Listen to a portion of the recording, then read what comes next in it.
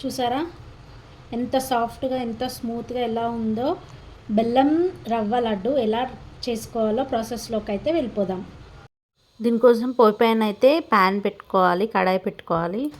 కొద్దిగా నెయ్యి తీసుకుంటున్నాను. నేను నెయ్యి అయితే ఇంట్లో ప్రిపేర్ చేసిందే. ఫస్ట్ అయితే ఈ నెయ్యి కరిగిన తర్వాత నెయ్యిలో జీడిపప్పు, బాదం పప్పు, డ్రై ఫ్రూట్స్ వేసుకోవాలి. డ్రై ఫ్రూట్స్ వేయించుకొని పక్కకైతే తీసుకోవాలి. కొన్ని కిస్మిస్, ఇది లడ్డు కాబట్టి కిస్మిస్ కొన్ని ఎక్కువగా ఉంటే బాగుంటుంది. వేగిపోయినవి. వేగిన తర్వాత నెయ్యి లేకుండా ఒక గిన్నెలో అయితే తీసుకోవాలి.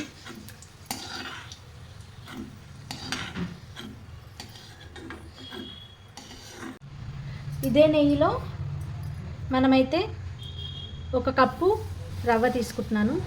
ఉప్మా రవ్వ, సూజీ రవ్వ అంటారు కదా, అది సిమ్లో పెట్టుకొని బాగా ఫ్రై చేసుకోవాలి. మన లడ్డు టేస్ట్ అనేది మొత్తం ఈ రవ్వ ఫ్రై అయ్యే దాంట్లోనే ఉంటుంది. స్లోగా సిమ్లోనే పెట్టుకొని వేయించుకోవాలి.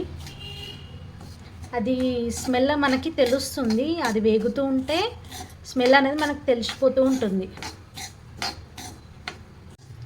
సిమ్లోనే పెట్టుకొని బాగా ఫ్రై చేసుకోవాలి. ఇది కలర్ అనేది చేంజ్ అవుతూ ఉంటుంది స్లోగా. ఇంకా మన ఛానల్ ఎవరైతే సబ్స్క్రైబ్ చేసుకోలేదో ప్లీజ్ అండి సబ్స్క్రైబ్ చేసుకోండి, షేర్ చేయండి, కామెంట్ కూడా చేయండి ఎలా ఉందో. ఇంకా మీకు రెసిపీస్ కానీ, కామెడీస్ కానీ, సాంగ్స్ కానీ ఏదైనా చేయాలని ఉంటే ఇది చేయండి అని కూడా మీరు కామెంట్ చేయండి, నేను చేస్తాను తప్పకుండా మీకోసం. చూసారా రవ్వ అనేది చేంజ్ అవుతుంది. మనకు రవ్వ కలర్ చేంజ్ అయింది చూసారా, మనకు తెలిసిపోతుంది. స్మెల్ కూడా మనకు టేస్ట్ బాగా వస్తుంది. ఇప్పుడైతే దీన్ని ప్లేట్లోకి తీసుకుందాము. గిన్నెలో తీసిన తర్వాత ఈ ప్యాన్ మొత్తము రవ్వ లేకుండా తీసుకోవాలి. ఎందుకంటే రవ్వ ఉంటే మాడిపోతుంది. రవ్వ లేకుండా నీట్గా తుడుచుకోవాలి క్లాత్తో లేదా టిష్యూ పేపర్తో అయినా తీసుకోవాలి. దీంట్లోనే మనం రవ్వ వచ్చేసి 1 కప్ తీసుకున్నాం కదా, పచ్చి కొబ్బరి తురుము కూడా 1 కప్ తీసుకోవాలి. 1 కప్ తీసుకొని సేమ్ సిమ్లోనే స్లోగా ఫ్రై చేస్తూ ఉండాలి. ఇది కొంచెం పచ్చి కొబ్బరి కాబట్టి కొంచెం తడిగా ఉంటుంది కదా, తడిగా పోయి పొడిలా ఆడే వరకు కొంచెం లైట్గా ఫ్రై చేసుకోవాలి. సిమ్లోనే చేసుకోవాలి. అస్సలు పెద్దగా పెట్టద్దు, సిమ్లోనే చేసుకోవాలి అంత ప్రాసెస్ మొత్తం. చూసారా పొడిలాడుతుంది. ఇప్పుడు దీంట్లో కొద్దిగా నెయ్యి వేసుకోవాలి. నెయ్యి వేసుకొని వేయించుకోవాలి.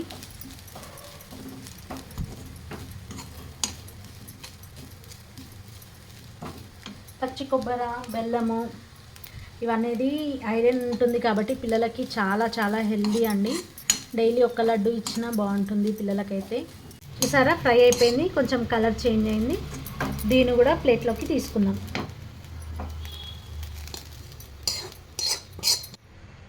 దీంట్లోనే 3/4 కప్పు బెల్లం వేసుకోవాలి. మనం ఏ గిన్నెలతో అయితే కొలత తీసుకున్నామో దాంతోనే 3/4 కప్పు, కొంచెం ఒక 2 టేబుల్ స్పూన్ అంతా వాటర్ వేసుకోవాలి. వాటర్ వేసుకొని బెల్లం కరగనివ్వాలి. మరి ఎక్కువగా అవసరం లేదు. బెల్లం కరిగిపోయింది. మరీ పాకంలాగా ఏం అవసరం లేదు. కొంచెం జిగురు వచ్చే వరకు చూసుకోవాలి. ఇలా జిగురు వచ్చే వరకే ఉంచుకోవాలి అంతే. ఇప్పుడైతే ఇది ఒకసారి 2 మిక్స్ చేసుకొని ఇందులో వేసి సిమ్లోనే ఉంచుకోండి. స్లోగా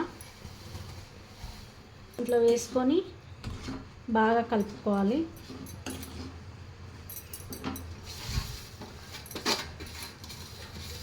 బెల్లం పాకం అనేది ఈ రవ్వకు, ఈ కొబ్బరికి బాగా పట్టాలన్నమాట. ఒక 2 మినిట్స్ ఫ్రై చేయాలి.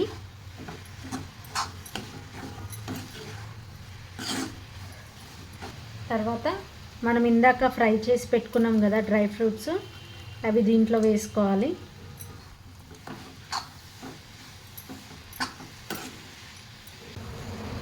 పాలు కాచి చల్లారబెట్టిన పాలు కొద్దిగా ఇందులో పోసుకొని కలపాలి. ఒకటేసారి పోయొద్దన్నమాట. కొన్ని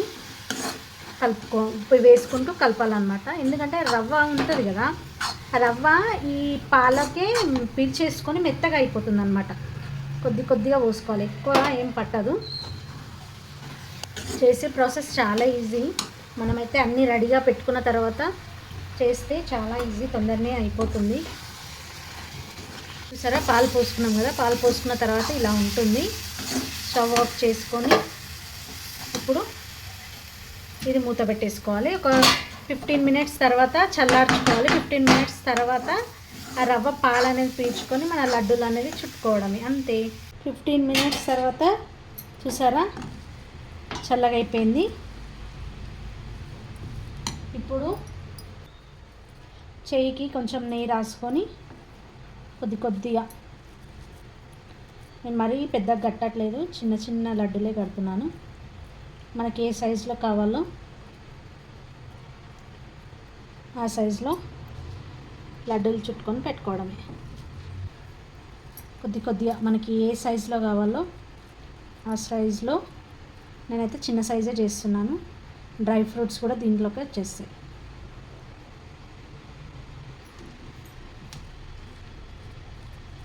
మీరు కూడా ట్రై చేయండి. ట్రై చేశాక ఎలా వచ్చాయో నాకు కామెంట్లో కామెంట్ చేయండి.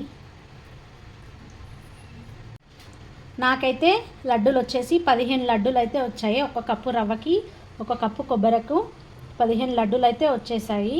మీరు కూడా ట్రై చేయండి. Thank you for watching.